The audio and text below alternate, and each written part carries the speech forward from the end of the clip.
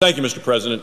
Mr. President, a recent Wall Street Journal op-ed highlighted a dangerous game that's being played right now by the administration and by the Environmental Protection Agency.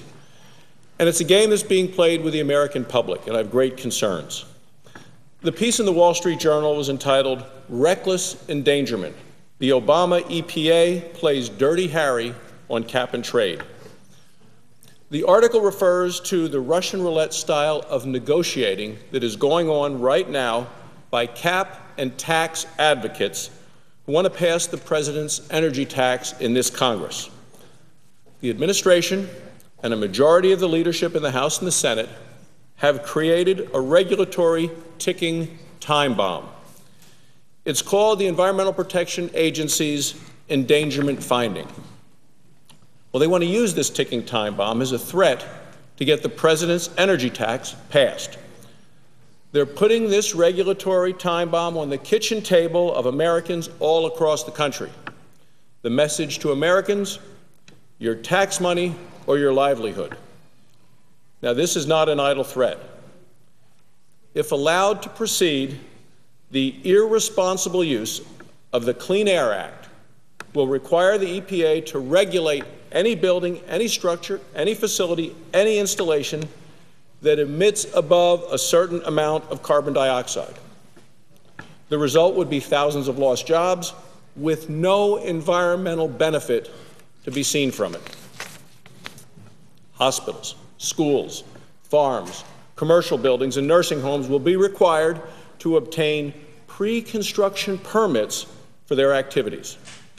Now, further, when you talk to the legal scholars, they'll tell you that the statutory language is mandatory, and it does not leave any room for the EPA to exercise discretion or to create any exceptions. That's the problem. The only jobs that this option will create are in law firms as the litigation bonanza begins. EPA is going to be sued by environmental groups wanting to eliminate exempted sectors. The EPA will also be sued by industries that are not exempted. Well, how's the EPA going to respond to all these legal challenges? Well, I asked the EPA administrator. The administrator, EPA Administrator Jackson, says that she can target what she taxes. She claims that she's only going to target cars and trucks. Well, that really is setting a precedent of choosing winners and losers. We don't know what the standards will be applied to make those decisions. We do not know what role politics will play in the decisions. Jackson's statement also ignores the regulatory cascade that the endangerment finding and the motor vehicle emission standards will trigger. Litigators and courts will drive much of this job-killing regulation. Well, we now have a nominee to head up the EPA's Air Office, Mrs. Regina McCarthy. We have an administrator of the EPA, and we have a climate and energy czar who is supposed to coordinate climate change and policy for the administration. Well, Carol Browner is the climate czar, and she has not been confirmed by Congress, not by this Congress at all. We do not know who is developing this roadmap for how to hijack the Clean Air Act to regulate climate change. What jobs and what industries will be kept? What industries will be penalized? Who will be held accountable for making the decisions? The American people, the people at home in Wyoming who I talk to, are demanding answers to these questions. The economic consequences of this will be devastating. By the EPA's own estimate, the typical pre-construction permit in 2007 cost each applicant $125,000. And how much time do they have to put into this work? Well, on average, 866 hours just to fill the work. Well, if you're a small business, you're a farm, private nursing home, you have no background in this area. It takes a lot of time and a lot of effort. So you need to hire lawyers. You need to hire experts. Well, that costs thousands and thousands of dollars that are nowhere in your budget. You're taking time out of the day to figure out all this red tape, and while you're spending that time and that money, you're not running your business.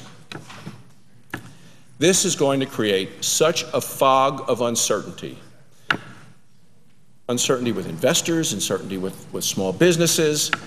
It's going to make it just that much harder for small businesses to borrow money, to get a business loan. Nobody's going to know how much this is going to cost their business.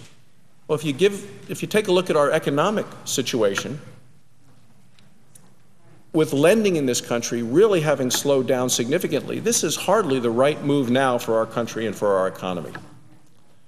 According to the U.S. Chamber of Commerce, there are 1.2 million schools, hospitals, nursing homes, farms, small businesses, and other commercial entities that are not currently covered under these pre-construction permits, and they're going to be vulnerable to the new controls, to new monitoring, to new paperwork, and to new litigation.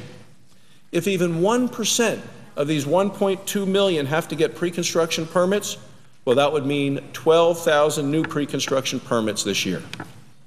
By the EPA's own analysis, if permitting is increased by just 2,000 to 3,000, that would impose what they call significant new costs and an administrative burden on permitting authorities.